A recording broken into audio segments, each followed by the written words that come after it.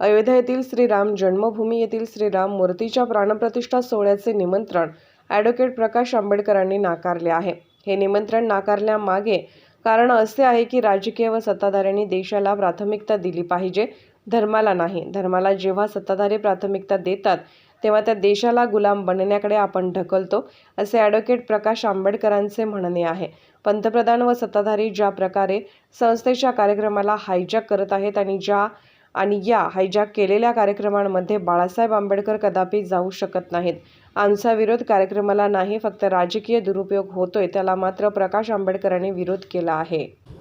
आदरणीय बाळासाहेब आंबेडकरांनी अयोध्या न्यासाकडून आलेलं निमंत्रण हे विनम्रतेनं नाकारलेलं आहे आणि नाकारताना आदरणीय बाळासाहेबांनी जी भूमिका ठेवलेली आहे, मला वाटते की कणखर भूमिका घेण्याचं आणि हे बोलण्याचं धाडस एकमेव आदरणीय बाळासाहेब आंबेडकरच करू शकतात।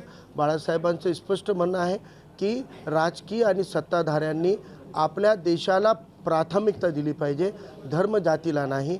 आणि धर्माला प्राथमिकता जेव्हा सत्ताधारी देतात तेव्हा त्या देशाला गुलाम बनण्याकडे आपण ढकलतो, असं विश्वरत्न डॉक्टर बाबासाहेब आंबेडकरांचं स्टेटमेंट कोट करून आदरणीय बाळासाहेबांनी सांगितलेलं आहे की आता देश त्या धोक्यात आलेला आहे। पंतप्रधान आणि सत्ताधारी ज्या पद्धतीनं त्या एका न्यासाचं एक संस्थेचं कार्यक्रमाला हायजॅक करत आहेत, तर किंबहुना त्यांनी ज्या पद्धतीनं राम मंदिरच्या आडमध्ये राम यांना हायजॅक केलं होतं, तसंच आता अयोध्येच्या पण याला भाजप आणि RSSच्या लोकांनी हायजॅक केलेला आहे। आणि या हायजॅक केलेल्या कार्यक्रमामध्ये आदरणीय बाळासाहेब आंबेडकर कदापि जाऊ शकत नाही। ती आमची विचारधारा त्याला कदापि आम्हाला अनुमती देत नाही। आमचा विरोध किंवा काही नाही आहे, फक्त राजकीय दुर्वापर जे होतोय या गोष्टीला आदरणीय बाळासाहेबांनी क्लिअर कट विरोध केलेला आहे की तुम्ही अशा धार्मिक कार्यक्रमांना सत्ताधाऱ्यांनी हायजॅक करून त्याला देशापेक्षा मोठं करण्याचं काम कधी करू नये, हे स्पष्ट मत